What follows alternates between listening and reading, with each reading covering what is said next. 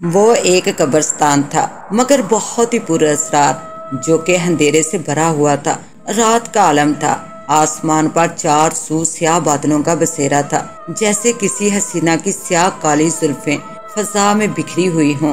لیکن حسینہ کی گہری سیاہ زلفوں میں تو خوف کی بجائے کشش کا سما ہوتا ہے، پر یہاں تو ہر طرف خوف کا عالم تھا۔ اس ماحول میں تو کسی کالی سیاہ ڈین کا ہی خیال آتا تھا، جیسے وہ اپنے کالے وجود کو پھیلائے کھڑی ہو اور ہر طرف تاریکی بکھر رہی ہو۔ حالانکہ رات تو 14ویں کی تھی، لیکن اماوس کی رات لگ رہی تھی۔ سیاہ بادلوں نے چاند کو اپنی لپیٹ میں لیا ہوا تھا، جیسے چاند نے اپنی شکل تھوڑی بہت بھی دکھائی تو کہیں اسے نظر ہی نہ لگ جائے۔ لیکن شاید چاند اس قید و بند سے عاجز تھا، اس لیے تو وہ سیاہ بادلوں میں سے نکل کر تھوڑا سا اپنا منہ دکھا دیتا اور پھر غائب ہو جاتا۔ لیکن اس کے اس تھوڑے سے جلوے سے قبرستان میں ہر سو چاندنی سی بکھر جاتی تھی۔ قبرستان میں کسی ذی روح کا نام و نشان تک نہیں تھا۔ قبروں میں بس بے جان مردے سوئے ہوئے تھے، جو اس کے خوفناک ماحول سے بے خبر پڑے ہوئے تھے۔ کتوں کے بھونکنے کی آوازیں، کسی الو کی منحوس آواز یا کسی بھیڑیے کی خوفناک آواز اکثر کسی قبرستان کے ماحول کا ایک حصہ ہوتے ہیں۔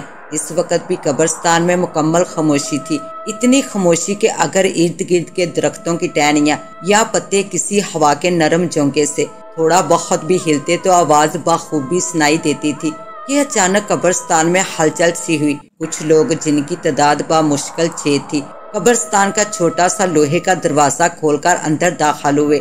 ان میں سے 4 افراد نے ایک جنازے کو کندھوں پر اٹھا رکھا تھا، لگ رہا تھا وہ اس کو رات کے اندھیرے میں دفنانے آئے ہیں۔ 2 افراد کے ہاتھ میں قبر کھودنے والی کدالیں تھیں۔ وہ لوگ جنازہ اٹھائے ہوئے آہستہ آہستہ قبروں کے بیچ میں سے ہوتے ہوئے آگے جانے لگے۔ ان میں 2 افراد آگے آگے چلتے ہوئے راستے کو بخوبی دیکھ رہے تھے۔ تاریخی نے قبروں کو بھی نگل لیا تھا، اس لیے دیکھ بھال کر چلنا بہت اہم تھا کہ کہیں کسی قبر سے ٹکرا کر کوئی نیا مسئلہ ہی پیش نہ آ جائے۔ چلتے چلتے وہ تقریباً قبرستان کے درمیان میں رک گئے۔ یہاں قبر کھودنے کے لیے کافی جگہ خالی پڑی تھی۔ انہوں نے جنازے والی 4 پائی نیچے زمین پر رکھ دی اور 2 افراد جو ماہر گورکن تھے زمین کا معائنہ کرنے لگے۔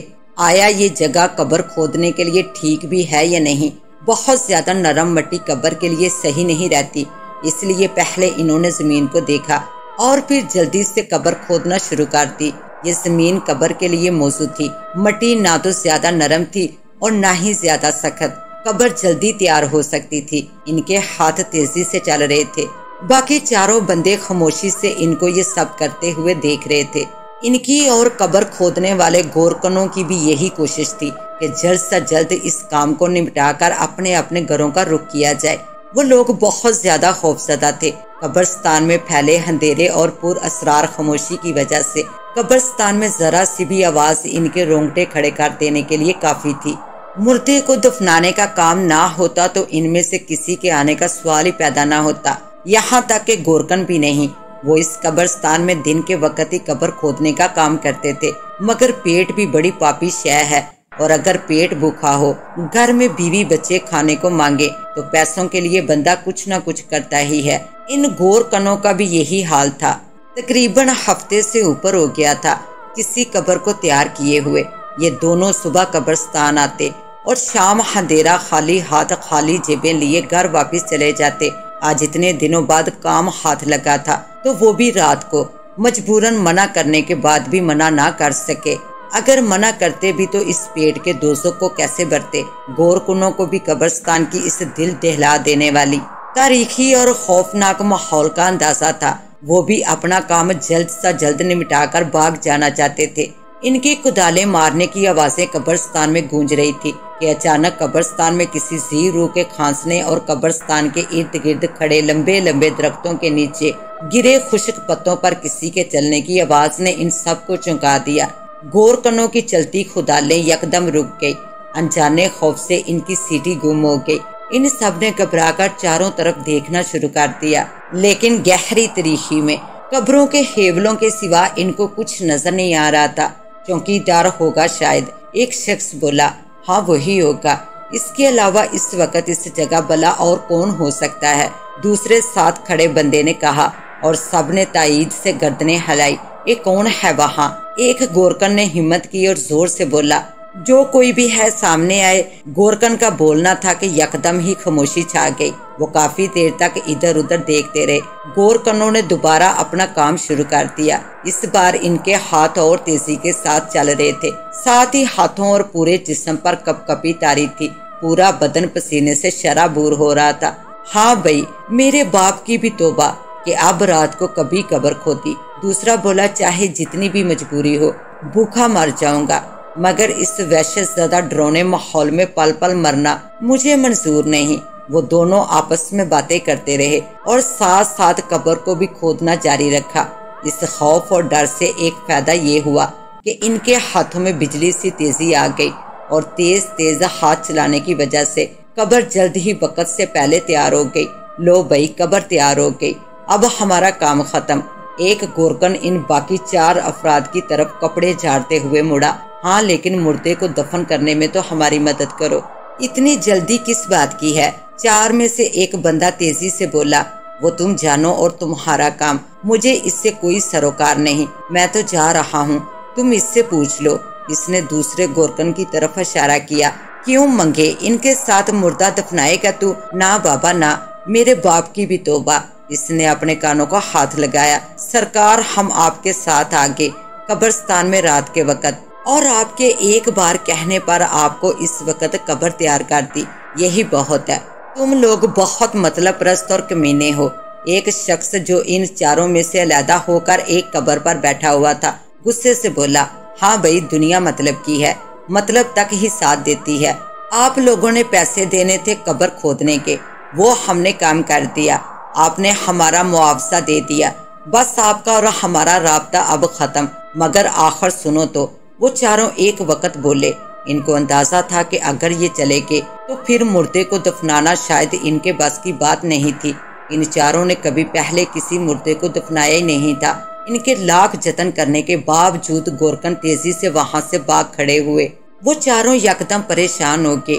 ان کا بس نہیں چل رہا تھا کہ مردے کو یہیں اسی حالت میں چھوڑ کر بھاگ جائیں جس طرح وہ گورکن بھاگے تھے، لیکن شاید ان کا اس مردے سے کوئی رشتہ تھا، اور پھر سب سے بڑھ کر اسلام، ہمارا مذہب بھی اس بات کی اجازت نہیں دیتا تھا۔ ان میں سے ایک شخص بولا، اب کیا کریں؟ کیا کرنا ہے؟ میت کو اٹھائیں گے، قبر میں رکھ دیں گے اور اوپر سے مٹی ڈال دیں گے۔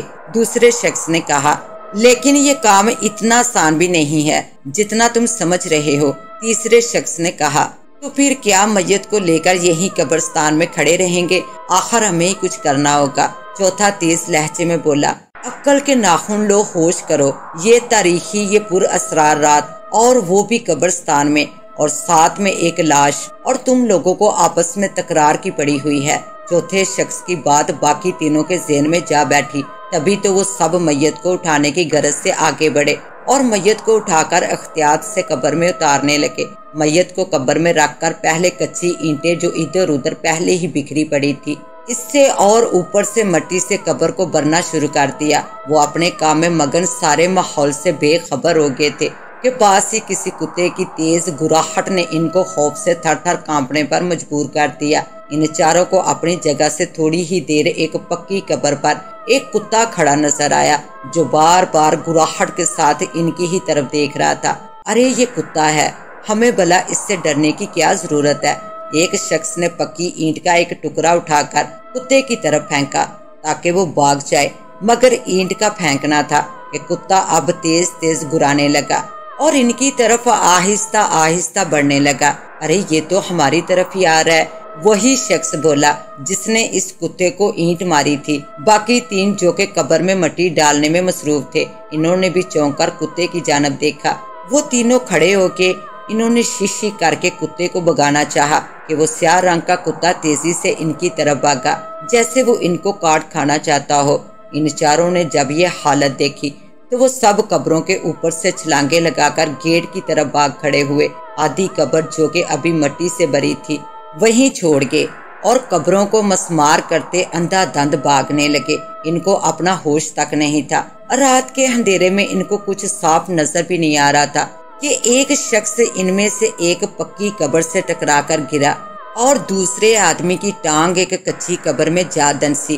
وہ سیاہ کتا کسی اسیب کی طرح ان کے پیچھے تھا کہ اس نے چھلانگ لگا کر اس آدمی کو دبوچ لیا جس کی ٹانگ کچی قبر میں جا دنسی تھی۔ کتے نے زور سے اس کے بازو پر کاٹا کہ وہ درد کی شدت سے بلبلا اٹھا۔ باقی تینوں نے اپنے ساتھی کا یہ حشر دیکھا تو بجائے اس کے کہ اس کی مدد کرتے وہاں سے بھاگ کھڑے ہوئے اور وہ شخص مدد کے لیے چلاتا رہا۔ اس سیاہ کتے نے اب کی بار اس کا بازو چھوڑ کر اس کی ٹانگ کو تیز دانتوں میں دبا لیا اور ایک گوشت کا ٹکڑا اچک لیا۔ نیچے پڑا شخص درد سے بے حال ہو گیا۔ اچانک کسی نے کتے کو زور کا ایک ڈنڈا رسید کیا تو کتا گاؤں گاؤں کی آواز نکالتا وہاں سے بھاگ کھڑا ہوا۔ قبر پر پڑے شخص نے کرا کر اٹھنے کی کوشش کی اور اپنے محسن کی شکل دیکھی۔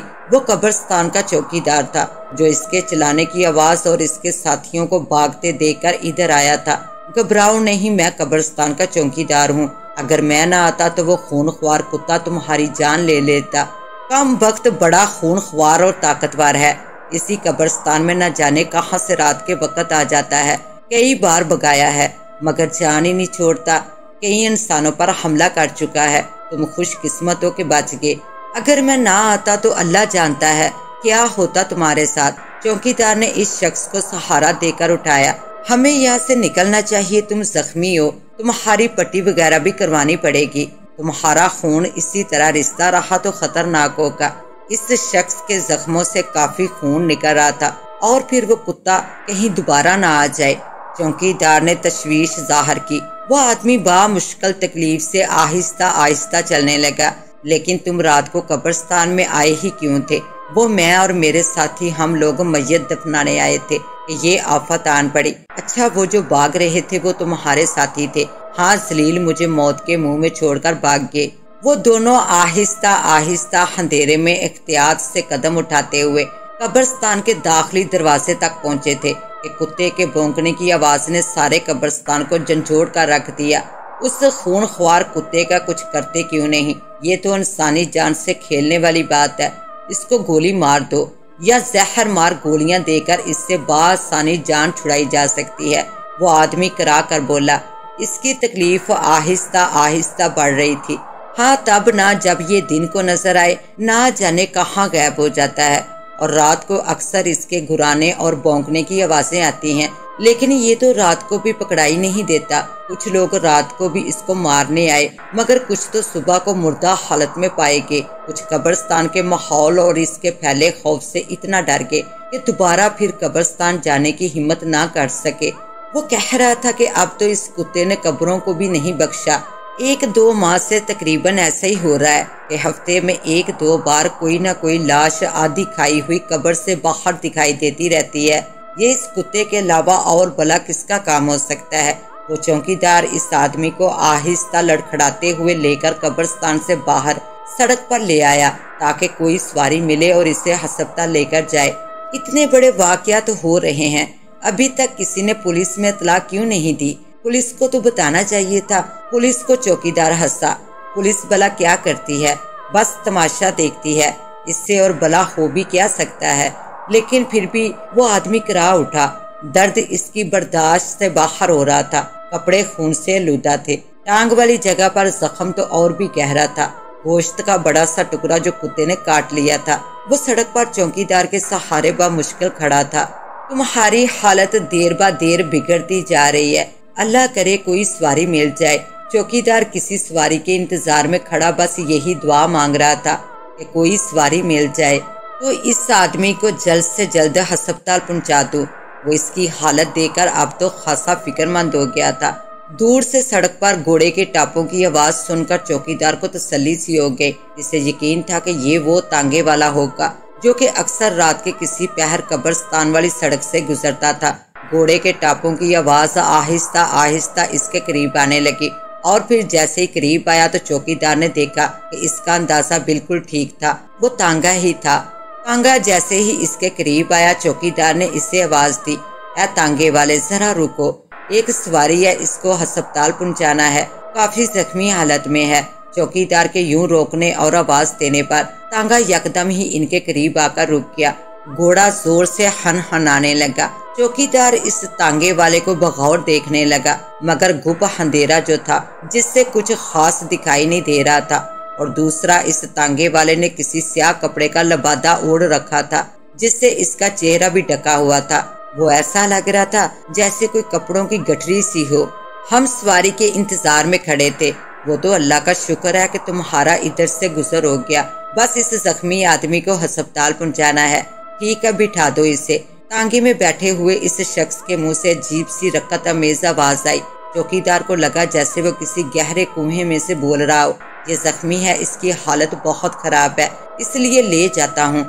वैसे भी मेरा काम सवारी उठाना है, मगर मेरे भी कोई असूल है भाई साहब। रात के इस पहर में किसी सवारी को कम ही उठाता हूँ। अलबत्ता आखिरी पहर की बात कुछ और ही है, वो ही मेरे असल धंधे का टाइम होता है। चौकीदार इसकी बात को समझ ना पाया। इसको जल्दी थी क्योंकि इस जख्मी शख्स को अस्पताल पहुंचाना था जो मुसलसल तकलीफ से करा रहा था, इसलिए इसने इसकी बात को सुनी अनसुनी कर दिया और इस शख्स को सहारा देकर इसको पिछली सीट पर बिठा दिया। तांगे वाले इसको अख्तियार से अस्पताल पहुंचा देना, मैं भी साथ चला जाता, मगर मेरी मजबूरी है। मैं कब्रिस्तान का चौकीदार हूँ। आजकल कब्रिस्तान के क्या बल्कि पूरे शहर के हालात खराब है। तुम्हें तो इस बात का अंदाजा ही होगा, और फिर मुझे अपनी ड्यूटी भी तो देनी है। फिक्र ना करो। इस सियाल बादे में से आवाज आई, इसको तो मैं मंजिल तक पहुंचा ही दूंगा। वैसे मेरा काम भी यही है। तांगे वाले ने घोड़े को एक चाबक रसीद करके इसको चलने का इशारा दिया। घोड़े को एड़ी लगाई और वो सड़क पर दौड़ने लगा। वो जख्मी शख्स पिछली सीट पर लेट सा गया। इसको तो बस एक ही फिक्र थी कि आखिर कब अस्पताल आएगा। वो चाहता था कि तांगे वाला इसको जल्द से जल्द अस्पताल पहुंचा दे, क्योंकि जू जू वक्त गुजरता जा रहा था बेतहाशा खून बहने से इसकी हालत खराब और दर्द में शिद्दत आ रही थी। इसने अपनी टांग सीट पर फैला रखी थी और तांगे के साथ टेक लगाकर बैठा हुआ था। इसकी टांग से खून बहकर सीट और नीचे पायदान पर गिर रहा था। अचानक ही तांगे की रफ्तार में तेजी आ गई तो इसको एक जबरदस्त झटका लगा। इसने बामुश्किल अपने आप को संभाला। अगर वो इस वक्त अख्तियात से काम ना लेता तो नीचे जमीन पर औंधे मुंह जा गिरता। ऐ भाई जरा आहिस्ता चलाओ, मेरी हालत का अंदाजा है तुम्हें। इसको लगा जैसे तांगे वाला इसकी बात सुनकर रफ्तार आहिस्ता कर देगा, मगर तांगे वाले के कान पर जूं तक न रेंगी, बल्कि इसकी रफ्तार में और भी तेजी आ गई, जिसकी वजह से पीछे बैठा वो शख्स परेशान हो गया। ऐ तांगे वाले, तुम सुन नहीं रहे हो क्या? बहरे हो क्या? मैं कहता हूँ तांगे की रफ्तार आहिस्ता करो। वो तकरीबन चला उठा, मगर तांगे वाला तो यूं लग रहा था कि जैसे इसको किसी शय का होश ही न हो। वो तांगे को तेजी के साथ भगाए जा रहा था। आखिर उसने इसको इसी हालत पर छोड़ दिया, मरता क्या न करता। मगर यकदम ही जख्मी शख्स के जहन में कई ख्यालात ने जन्म लेना शुरू कर दिया। बाज दफा मुश्किल वक्त में इंसान को बहुत कुछ याद आ जाता है। ना जाने क्यों इसकी अक्ल ठीक काम करने लगती है। तांगा न जाने कितनी देर से तेजी से भाग रहा था, मगर अस्पताल अभी तक ना जाने क्यों नहीं आया था। हालांकि कब्रिस्तान से अस्पताल का रास्ता इतना ज्यादा लंबा तो नहीं था, सिर्फ चंद किलोमीटर का ही तो फासला था। इसने इर्द गिर्द चलते हुए तांगे से नजरें दौड़ाई। हर सू फैली झाड़ियां, सुनसान इलाका, दूर दूर तक किसी आबादी का नामो निशान नहीं था। अस्पताल वाला ये रास्ता तो नहीं था। वो यकदम ही खौफजदा हो गया। एक सर्द लहर इसके बदन में उतर गई। वो बहुत डर सा गया। ये तांगे वाला इसे कहाँ ले जा रहा है? तांगे वाले, ये कौन सा रास्ता है? तुम रास्ता भूल तो नहीं गए? कहाँ जा रहे हो? इसने हाथ बढ़ाकर इस तांगे वाले के कंधे को झंझोड़ दिया, मगर इसे यूं लगा जैसे इसने किसी गोश्त के इंसान की बजाय किसी खाली हड्डियों वाले ढांचे के कंधे पर हाथ रख दिया हो। इसके कंधे पर सिर्फ हड्डियां ही थी। इसने जल्दी से अपना हाथ पीछे खींच लिया। एक तो तेज रफ्तार तांगा, ऊपर से वो पुर असरार तांगे वाला और नामलूम मंजिल। वो खौफ और दहशत से समझ ही न पाया कि आखिर वो क्या करे। क्या छलांग मारकर तेज रफ्तार तांगे से उतर जाए, या मगर इतनी रफ्तार वाले तांगे से छलांग मारना किसी बड़ी चोट का खदशा होना लाजमी अमर था। और ऊपर से इसकी हालत भी ऐसी नहीं थी। हाँ, अलबत्ता वो ठीक होता तो ये और बात थी। अभी वो ये सोच ही रहा था कि यकदम ही किसी कुत्ते की गुराहट ने इसके रहे सहे उस्तान खता कर दिए। इसे लगा जैसे ये आवाज बहुत करीब से आ रही हो। گراہٹ کو سن کر اس کو قبرستان میں اپنے ساتھ پیش آنے والا واقعہ اس کی آنکھوں میں جیسے دوبارہ گھومنے لگا۔ اس نے چلتے تانگے سے ادھر ادھر نیچے زمین پر نظریں دوڑائی، مگر وہاں کوئی شے تو کیا کسی شے کا ہیولا بھی نہ تھا۔ اندھیرا تو تھا مگر کسی نہ کسی شے کے وجود کا احساس تو ہو ہی سکتا تھا۔ پھر کتے کے بھاگنے کی آواز تو لازماً ہی آنی تھی، مگر نیچے تو ایسی کوئی بات نہیں تھی، لیکن ساتھ ساتھ کتے کے گراہٹ کی آواز تیز سے تیز ہوتی جا رہی تھی۔ وہ پاگلوں کی طرح کبھی ادھر کبھی ادھر بار بار دیکھنے لگا۔ پھر اس نے اندازہ لگایا کہ آواز شاید تانگے میں سے آ رہی ہے۔ اس کو انجانا سا احساس ہوا کہ سیٹ کے نیچے کوئی چیز ہے۔ اس نے بڑی مشکل سے دل کو قابو کرتے ہوئے گردن چکا کر نیچے کی طرف دیکھا تو ایک لمحے کے لیے تو اس کا دل اچھل کر حلق میں آ گیا۔ وہ سیاہ رنگ کا کتا تھا جو سیٹ کے نیچے بیٹھا ہوا تھا۔ ارے یہ تو وہی قبرستان والا کتا ہے جو سیٹ کے نیچے بیٹھا میری طرف دیکھ رہا ہے۔ یہ دیکھ کر اس کے رونگٹے کھڑے ہو گئے۔ ایک آدم خور کتے کی موجودگی کا احساس، وہ بھی اتنے قریب۔ اس کی زبان تالو سے چپک کر رہ گئی۔ اس نے چاہا کہ تانگے والے کو خبردار کرے، مگر وہ کوئی لفظ بول نہ سکا۔ ایک دم کتے نے گراہٹ کے ساتھ تیز آواز میں بھونکنا بھی شروع کر دیا۔ تانگے والے نے اچانک ہی مڑ کر پیچھے کی طرف دیکھا۔ اس کے چہرے پر اوپر گرا ہوا سیاہ کپڑا اتر گیا تھا۔ زخمی شخص کی نگاہ جیسے ہی اس پر پڑی تو اس کی خوف سے چیخ نکل گئی۔ پھر اچانک ہی اسی سیاہ کتے نے سیٹ سے نکل کر اس پر حملہ کر دیا اور اس کی گردن کو دبوچ لیا۔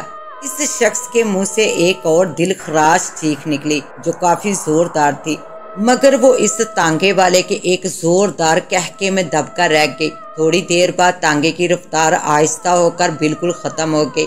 اندھیرے میں تانگے کے اندر ہڈیاں کڑکڑانے کی آوازیں آنے لگی اور کچھ دیر بعد وہ بھی ختم ہو گئی اور ماحول میں جیسے سکون ہی سکون ہو گیا۔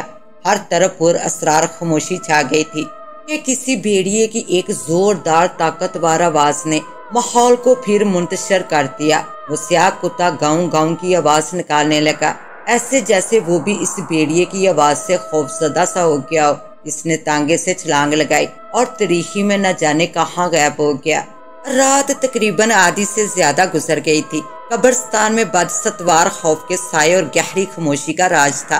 کالے بادلوں اور چاند کی آنکھ مچولی بھی جاری تھی، البتہ اب چاند بھی بادلوں کی اوٹ سے نکلتا تو پھر کافی دیر تک چھپنے کا نام نہ لیتا تھا۔ اس لیے جب چاند کی چاندنی نے قبرستان میں قدم رکھا تو اس میں پھیلے اندھیرے نہ جانے کہیں دور بھاگ گئے۔ قبرستان کا چوکیدار قبرستان کے ایک طرف بنے ہوئے ایک مٹی کے چبوترے پر ایک چارپائی پر دنیا جہان سے بے خبر سو رہا تھا۔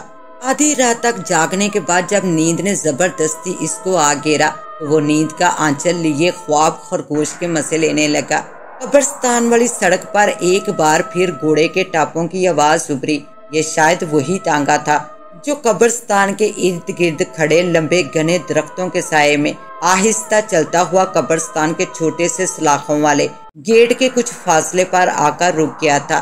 تانگے میں سے ایک ہیولا نمودار ہوا جو تانگے سے باہر چاند کی صاف روشنی میں بخوبی نظر آنے لگا تھا۔ وہ سیاہ لباس میں ملبوس کوئی شاید بوڑھا شخص ہی تھا جس نے کمر کو ایک طرف جھکا رکھا تھا۔ ہاتھ میں ایک ڈنڈا تھا جس کے سہارے وہ تانگے سے باہر اترا تھا۔ اس کا چہرہ چونکہ کپڑے سے ڈھکا ہوا تھا اور وہ کپڑا اس کی ٹھوڑی تک آ رہا تھا، اس لیے اس کے چہرے کو دیکھنا ممکن نہ تھا۔ اس نے پیچھے مڑ کر تانگے کی پچھلی سیٹ سے ایک کپڑے کا بنا ہوا تھیلا اٹھایا جس میں کچھ سامان تھا۔ اس نے اسے کندھے پر لادا اور ڈنڈے کے زور پر آہستہ آہستہ چلتا ہوا قبرستان کا گیٹ کھول کر اس میں داخل ہو گیا۔ قبرستان میں کیونکہ چاندنی سی پھیلی ہوئی تھی اس لیے ہر طرف روشنی کا راج تھا۔ وہ اس روشنی میں بآسانی قبروں میں سے گزرنے لگا، ساتھ ساتھ ہر قبر کو غور غور سے دیکھتا بھی جاتا جیسے اس کو کسی قبر کی تلاش ہو۔ ہر طرف بنی ہوئی لاتعداد قبروں میں شاید وہ اپنی مطلوبہ قبر کو دیکھنے کا حامی تھا۔ وہ ڈنڈے کو زمین پر مارتا ہوا قبرستان کے دائیں طرف سے لے کر بائیں اور پھر ارد گرد اطراف میں بنی ہوئی قبروں کو دیکھتا ہوا قبروں کے بالکل درمیان میں آ گیا۔ پھر اس نے اپنے قدموں کے نیچے دیکھا، ایک آدھا بنی ہوئی قبر اس کے قدموں کے کچھ فاصلے پر تھی۔ یہ شاید وہی قبر تھی جس کو وہ چند افراد ڈر کے مارے خالی چھوڑ کر بھاگ گئے تھے۔ اس نے جھک کر ہاتھ سے قبر کی مٹی اٹھائی मट्टी की ताजगी और नरमी इस बात का सबूत था कि ये अभी चंद घंटे पहले ही बनी थी। इसने इस मट्टी को अपनी नाक के करीब लाकर सूंघा और मट्टी दोबारा नीचे फेंक दी। मट्टी सूंघने का मतलब भी यही था कि यही इसकी मतलूबा कब्र थी जिसकी तलाश में वो इस कब्रिस्तान में आया था। इसने हाथ में पकड़ा डंडा एक तरफ रखा और कंधे से बैग उतारकर कब्र के करीब नीचे जमीन पर जा बैठा। फिर इसने हाथ थैले में डालकर एक बेलचा निकाला जो कि जमीन खोदने के लिए इस्तेमाल होता है। इससे इस कब्र को एक तरफ से खोदना शुरू कर दिया। कब्र क्योंकि मुकम्मल मट्टी से भरी हुई नहीं थी, थोड़ी बहुत ही मट्टी कब्र में मौजूद थी, इसलिए मट्टी को हटाने में इसको ज्यादा तकलीफ नहीं करना पड़ी। इसके हाथों में बिजली सी फुर्ती थी, वो इस काम में माहिर मालूम हो रहा था। जल्दी इसने कब्र की तमाम मट्टी निकाल ली। फिर इसने कच्ची ईंटें हटाई तो मुर्दा इसके सामने था। इसे देखकर इसके होंठों पर पुरअसरार सी मुस्कुराहट आ गई। वो कब्र में दाखिल हुआ और दोनों हाथों से जैसे तैसे जोर लगाकर खींच तान कर मुर्दे को कब्र से बाहर निकाल ही लिया। सफेद खफन में लिपटा वो मुर्दा इसके सामने जमीन पर पड़ा हुआ था। इसने दोबारा थैले में हाथ डाला और एक बड़ा सा तेज धार वाला खंजर निकाल लिया। इस खंजर से इसने पहले पहल मुर्दे का सारा खफन फाड़ डाला। खफन हटाकर इसने खंजर की तेज नोक मुर्दे के सीने में उतारी और नाफ तक जोर से एक लकीर खींची। खून के साथ ही मुर्दे का सीना चाक हो गया। फिर वो खंजर से इसके सीने के अंदर जोर जोर से ज़रबे लगाने लगा और फिर अपना हाथ डालकर सीने में से मुर्दे का दिल निकाल लिया। बूढ़े के दोनों हाथ खून से आलूदा हो गए थे। इसने मट्टी की तरह दिल को भी नाक के करीब लाकर सूंघा और अपने दांतों में दबाकर चकाचक खाने लगा। इस बूढ़े की इस दरिंदगी और इंसानियत सोज हरकत को देखकर कब्रों में पड़े हुए मुर्दे भी शायद इसके इंसान होने पर शर्मिंदा होंगे। जानवर भी कभी अपने साथी जानवर को मुर्दा हालत में नहीं खाते, लेकिन एक इंसान का यूं एक मुर्दे को खाना अक्ल से फारग होने वाली बात लगती थी। इंसान तो इंसान, अगर कोई हैवान भी ये मंजर देखता तो एक मिनट के लिए वो भी अपनी आंखें बंद कर लेता और वो भी शायद ये मंजर बर्दाश्त ना कर पाता। लेकिन वो बूढ़ा इन तमाम बातों और माहौल से बेखबर मुर्दे के मुख्तलिफ अज़ा खाने में मसरूफ था।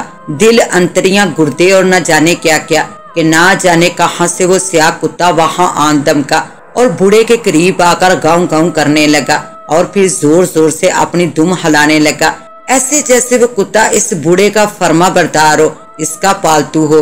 तू भी मेरे पीछे पीछे आन दमका है जलील। वो बूढ़ा गुर्दे का एक टुकड़ा चबाता हुआ बोला, लगता है मेरी तरह तेरा भी पेट अभी तक एक शिकार से नहीं भरा, ले खा ले मर। इसने अंतड़ियों का एक हिस्सा इस स्याह कुत्ते के आगे डाल दिया और वो इस पर जैसे टूट पड़ा। फिर इसने बूढ़े के साथ वो भी गोश्त को यूं खाने लगा जैसे सदियों से भूखा हो। एक बार फिर बूढ़े ने खंजर उठाकर इस मुर्दे के माथे पर सीधा रखा और पास पड़ी एक ईंट से खंजर पर 2-3 जोर की ज़रबे लगाई कि मुर्दे की खोपड़ी इसके सर से अलहदा हो गई। दिमाग का सारा हिस्सा साफ नजर आने लगा। फिर वो खोपड़ी को हाथों में उठाकर इसमें अपना मुंह डालकर चपड़ चपड़ खाने लगा और फिर वो खाली खोपड़ी इस स्याह कुत्ते के आगे फेंक दी जो अंतड़ियों को खाकर इसी इंतजार में शायद खड़ा था कि इसका मालिक और कोई चीज अब डालेगा। यकायक कब्रिस्तान में किसी भेड़िए की आवाज ने हलचल सी मचा दी। यूं लगा जैसे कब्रिस्तान में कहीं कोई भेड़िया आवाजें निकाल रहा हो। बूढ़े की तवज्जो भी इस तरफ हो गई।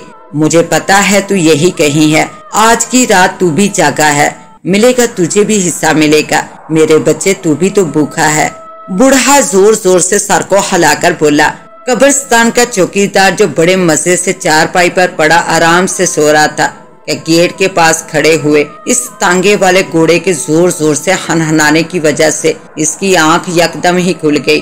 वो हड़बड़ाकर उठ बैठा। इसने जल्दी से अपनी चप्पलें पहनी और कब्रिस्तान की दीवार के पास आकर बाहर गेट की सिमत देखने लगा कि इसकी निगाह सीधी एक तांगे और घोड़े पर जा पड़ी। वही घोड़ा जोर जोर से हिनहना रहा था। चौकीदार ने गौर से देखा कि ये तो वही घोड़ा था जो अक्सर रात के पहर यहाँ इस सड़क से गुजरता था और फिर अभी तो इसने इसी तांगे पर इस जख्मी बंदे को सवार कराया था और ये तो इसे लेकर रवाना भी हो गया था। फिर ये यहाँ क्या कर रहा है? फौरी नींद की वजह से चौकीदार को ये पता ही न चल सका कि जख्मी शख्स को रवाना किए हुए 3 घंटे से ज्यादा हो गया था। चौकीदार ने इरादा किया कि गेट खोलकर इस तांगे की तरफ जाए अभी वो अपने इस इरादे को अमली जामा पहनाता कि कब्रिस्तान में कुत्ते के भौंकने की और साथ ही हड्डियां झंझोड़ने की आवाज ने इसकी तवज्जो कब्रिस्तान की तरफ करा दी। लगता है वो हरामी कुत्ता फिर कब्रिस्तान में आदम का है। ठहर जा, अभी इसकी खबर लेता हूँ। चौकीदार ने चारपाई के पास पड़ा एक मोटा सा डंडा, जिसको इसने अपनी हिफाजत के लिए रखा हुआ था, उठाया और कब्रिस्तान में अख्तियार से दाखिल हो गया। कुत्ते की भौंकने की आवाज से इसने अंदाजा लगा लिया था कि वो कब्रिस्तान के दरमियान में ही मौजूद है। फिर चांद की चांदनी में इसने स्याह कुत्ते को भी देख लिया, जो वाकई वहीं खड़ा ना जाने क्या खा रहा था। कुत्ते के मुंह में कोई हड्डी ही थी, जिसके खाने की आवाज चौकीदार के कानों तक पहुंच रही थी। चौकीदार ने डंडा फजा में बुलंद किया। ठहर जा बदबख्त हरामी के पिल्ले, आज मैं तुझे जिंदा नहीं छोड़ूंगा, तुझे आज मार के ही दम लूंगा। चौकीदार ने बुलंद आवाज में जैसे नारा लगाया और कुत्ते की सिमत भागा। हड्डी खाते कुत्ते ने एकदम खाना छोड़कर इसकी सिमत देखा। चौकीदार जो अपनी ही धुन में कुत्ते को देखकर इसको मारने के लिए भागता चला आ रहा था कि यकदम ही इसकी निगाह कब्र पर कुत्ते के साथ बैठे हुए किसी इंसानी वजूद पर पड़ी। चौकीदार ने देखा वो इंसानी वजूद स्याह रंग के कपड़े में मलबूस पुश्त किए हुए बैठा था। इसे देखकर एकदम ही चौकीदार का सांस फूलने लगा और इसके हाथों में कपकपी तारी हो गई। वो तो सिर्फ कुत्ते को मारने चला था, मगर वहाँ अकेला सिर्फ कुत्ता तो ना था। चंद लम्हे चौकीदार तो साकत खड़ा ये जायजा लेता रहा कि आखिर वो है क्या चीज। फिर वो हिम्मत करते बोल ही पड़ा, कौन है वहाँ, सामने आ। वो हिकलाते हुए बोला। चांद की काफी रोशनी थी। कब्र पर बैठे हुए इस इंसानी वजूद ने फौरन चौकीदार की सिमत मुंह फेरा। इसके चेहरे पर कपड़ा नहीं था और चांदनी में इसका चेहरा वासिया नजर आ रहा था। इंतहाई हैबतनाक इसकी शक्ल थी। इसका चेहरा किसी झुलसे हुए चमड़े की तरह था, जिस पर बेतहाशा खारदार लकीरें उभरी हुई थी। जरूरत से ज्यादा लंबी टेढ़ी नाक, कुचले गाल, इसकी छोटी छोटी आंखें जिनमें एक आंख कानी थी और दूसरी भी इंसानी आंख से मुख्तलिफ थी। टेढ़े मेरे दांत जिनमें दो दांत बाहर की तरफ निकले हुए थे। मुंह से टपकता इंसानी खून। चौकीदार के लिए यूं ये अचानक नजर आने वाला मंजर नाकाबिले यकीन था। खौफ दहशत से इसकी चीख निकल गई। हाथ से डंडा छूटा और नीचे जमीन पर जा गिरा। इसने वहां से भागना चाहा। पांव ऐसे जैसे मन के बारी हों, इनमें सकत ही न हो चलने की। फिर अचानक चौकीदार को जैसे ही होश आया, इसने दीवाना वार पीछे की तरफ भागना शुरू कर दिया। भौंकता हुआ स्याह कुत्ता किसी साए की तरह इसके पीछे लग गया। चौकीदार चीखता चलाता कब्रों के ऊपर से भागने लगा। इसको कोई होश न था। होश था तो बस इतना कि कब्रिस्तान से फौरी निकल जाए। जैसे तैसे गिरते पड़ते इसने कब्रिस्तान का गेट अबूर किया और इसने चाहा कि या तो वो तांगे में बैठकर भाग जाए या पैदल ही किसी सिमत निकल पड़े।